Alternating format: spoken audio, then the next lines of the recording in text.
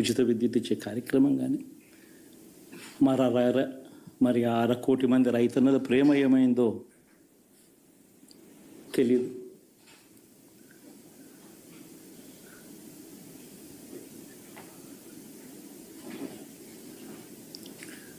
మరి ఇన్ని కోట్ల మందికి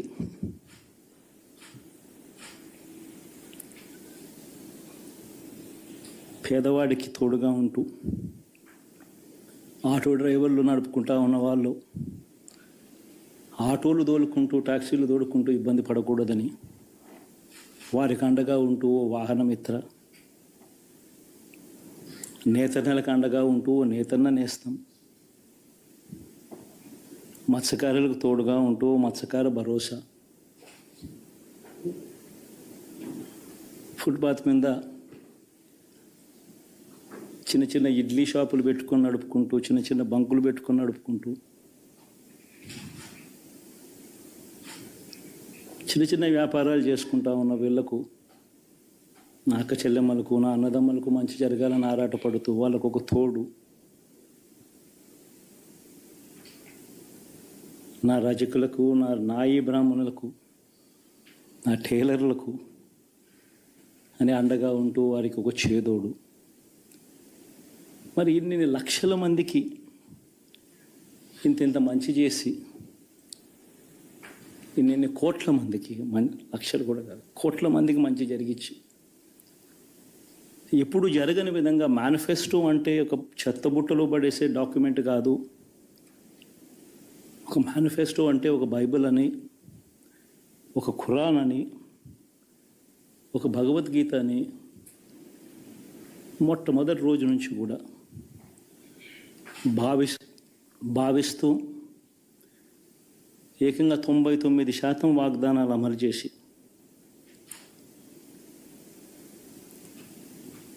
అంతే చిత్తశుద్ధితో ఆ మేనిఫెస్టోను కూడా అక్క చెల్లెమ్మల ఇంట్లోకి తీసుకొని వెళ్ళి చూపించి మీరే టిక్కు పెట్టండి అనే నిబద్ధత గల ప్రభుత్వంగా పనిచేసాం. ఇప్పుడు జరగని విధంగా పిల్లల చదువులు, పేదరికం పోవాలి అని అంటే పిల్లల చదువులకు క్వాలిటీ ఎడ్యుకేషన్ అవసరం అని మొట్టమొదటిసారిగా ఇంగ్లీష్ మీడియంను వ్యతిరేకిస్తున్న వాళ్ళందరూ పెత్తందారులతో యుద్ధం చేసి సైతం పిల్లలకి ఇంగ్లీష్ మీడియం తీసుకొని రావడమే కాకుండా టోఫుల్, ఐబీ లాంటి కళలు కూడా కలం. ఆ పేద పిల్లలకు అండగా నిలబడాలని, తోడుగా ఉండాలని, వారి చరిత్రలు మార్చాలని, ఎప్పుడు చూడని విధంగా గ్రామ స్థాయిలోనే సచివాలయ వ్యవస్థ, వాలంటీర్ల వ్యవస్థ తీసుకొచ్చి ప్రతి ఇంటికి సేవను అందించే కార్యక్రమం చేశాం. వివక్ష లేకుండా, కరప్షన్ లేకుండా దాదాపుగా 2,70,000 కోట్ల రూపాయల పైచిలకు ఇంటి వద్దకి అందించగలిగాం.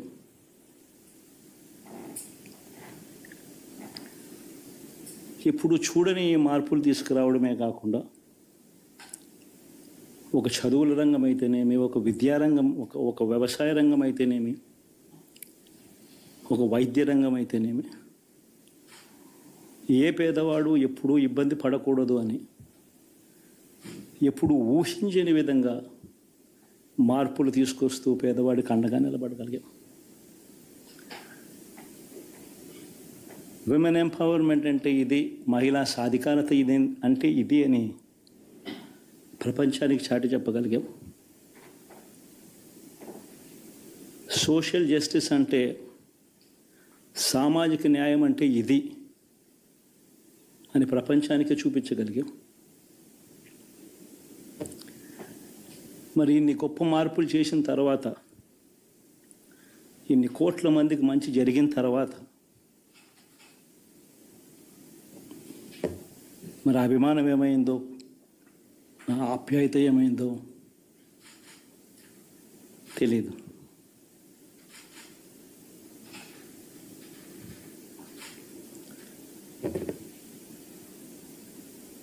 ఎవరో మోసం చేశారు, ఎవరో అన్యాయం చేశారు అని చెప్పి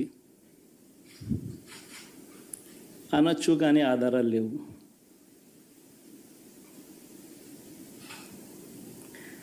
ఏం జరిగిందో దేవుడికి తెలుసు. పెద్ద నేనైతే చేయగలిగింది ఏమీ లేదు. ప్రజల తీర్పు తీసుకుంటాం. కానీ మంచి చేయడానికి మాత్రం ప్రజలకు తోడుగా ఖచ్చితంగా ఉంటాం. వాయిస్ ఆఫ్ ది వాయిస్లెస్ కింద ఈ పార్టీ తాను చేయాల్సిన పని తప్పకుండా చేస్తుంది. పేదవాడికి అండగా ఉండే కార్యక్రమంలో ఎప్పుడూ కూడా పేదవాడికి తోడుగా ఉంటూ గలం విప్పుతుంది, పేదవాడికి అండగా నిలుస్తుంది. పెద్ద పెద్ద వాళ్ళ కూటమి ఇది. ఢిల్లీలో సైతం శాసించే పరిస్థితుల్లో ఉన్న కూటమి ఇది. ఆ కూటమిలో ఉన్న బీజేపీకి, ఆ కూటమిలో ఉన్న చంద్రబాబు గారికి, ఆ కూటమిలో ఉన్న పవన్ కళ్యాణ్ గారికి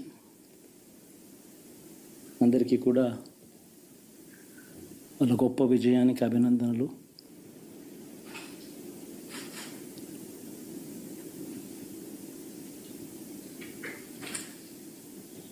ఓడిపోయినా కూడా నా ప్రతి కష్టంలో కూడా తోడుగా అండగా నిలబడిన నా ప్రతి నాయకుడికి, ప్రతి కార్యకర్తకు, ప్రతి వాలంటీర్కు,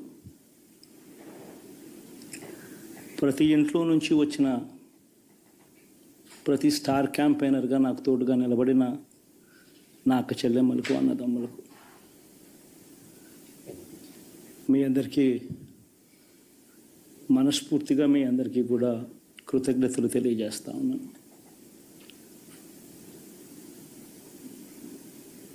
ఏం జరిగిందో తెలియదు కానీ ఏమి చేసినా, ఎంత చేసినా ఇంకా 40% ఓటు బ్యాంకు మాత్రం తగ్గించలేకపోయారు. ఖచ్చితంగా మళ్ళీ ఇక్కడి నుంచి లేస్తాం.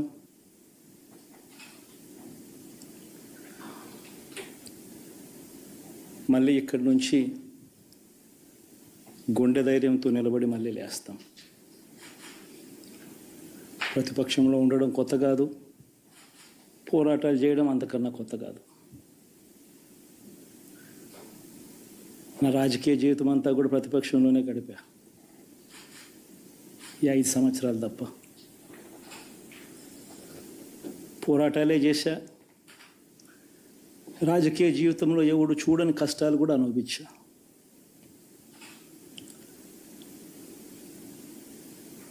ఇప్పుడు అంతకన్నా కష్టాలు ఏదైనా పెట్టినా కూడా సిద్ధంగా ఉన్నాం, సిద్ధంగా ఎదుర్కొంటాం. ఆల్ ది వెరీ బెస్ట్ గవర్నమెంట్లోకి వచ్చిన వాళ్ళకు. Thank you.